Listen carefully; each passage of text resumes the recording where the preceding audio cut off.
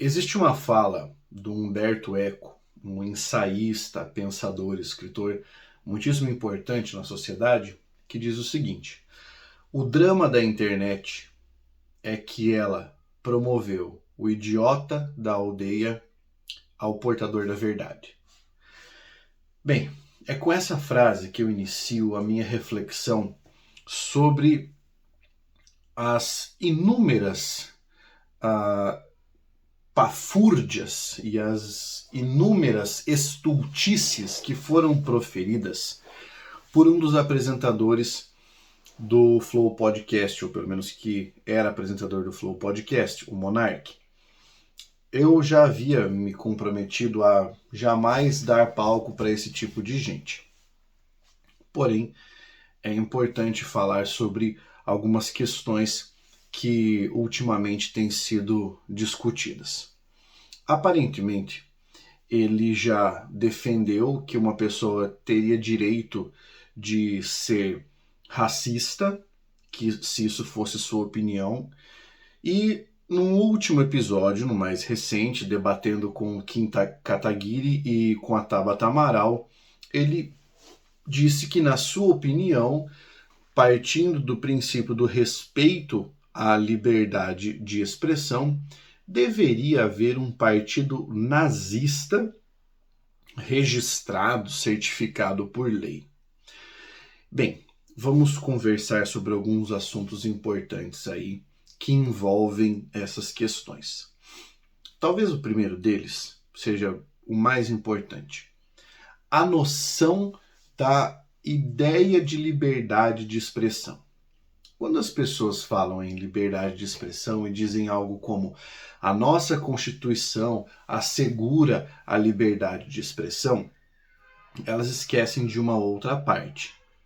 Ela assegura a liberdade de expressão, ou seja, você é livre para pensar o que quiser e para exprimir o seu pensamento, mas é vedado o anonimato. Por quê? Você já parou para pensar por que dessa parte do texto constitucional? É garantida a liberdade de expressão, mas vedado o anonimato.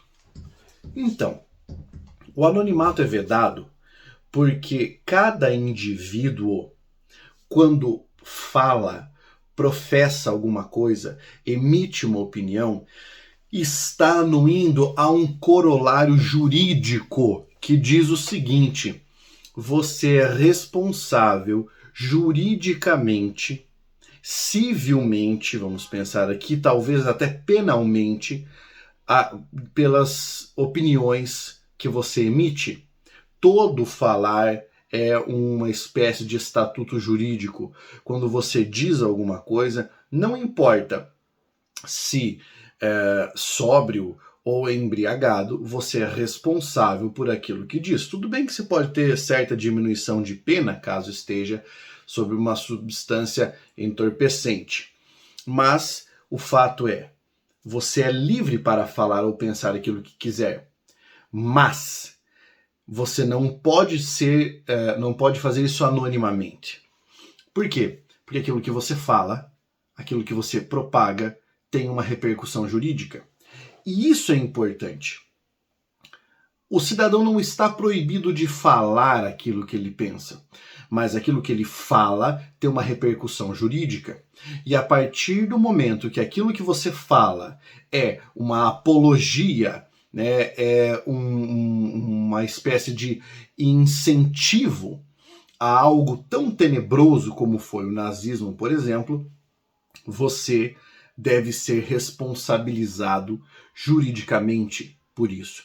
Principalmente porque no Brasil também é proibida a apologia ao nazismo. Durante aquela conversa, né, que foi quase que um sofrimento, era possível tentar ver a deputada falar que era um absurdo dizer que as pessoas que defendiam o nazismo deveriam ter direito a ter um partido nazista. Por quê? E ela dizia, porque o nazismo essencialmente prega o antissemitismo e nega a existência, tá? Nega a existência às pessoas. E aí o rapaz contra-argumentava, dizendo, mas como assim?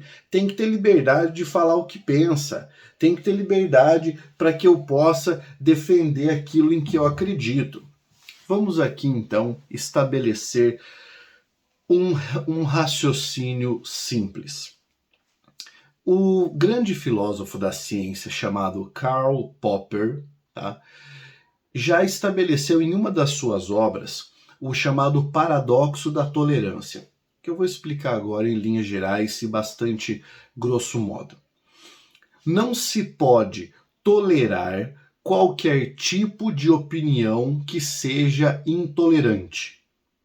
Porque quando se tolera a intolerância, o que cresce não é a tolerância, e sim a intolerância. Porque a intolerância é fundamentalmente a negação da tolerância. Por isso que é um paradoxo. Ou seja, quando uma pessoa faz apologia abertamente ao nazismo, quando uma pessoa defende que as pessoas possam fazer essa apologia, ela está defendendo a intolerância. Portanto, pelo paradoxo da tolerância, você não pode tolerar que essa pessoa defenda a intolerância, porque o que crescerá é o sentimento de intolerância e não a tolerância em si. Por isso é um paradoxo. Por isso deve, a todo custo, evitar que as pessoas defendam algo tão aberrante quanto foi o nazismo. Outra coisa que eu vi, tá, nesses últimos dias foi uma comparação feita entre a ideia de se apregoar a existência de partidos comunistas e partidos socialistas, como se tanto o comunismo quanto o socialismo estivessem no mesmo patamar do nazismo. Não, não estão. Nós tivemos governos comunistas que negaram existência a algumas pessoas? Tivemos, isso é fato. Né? Principalmente nos gulags, né? no trabalho escravo, quando você teve Stalin comandando, né? Com mãos de ferro, você teve isso.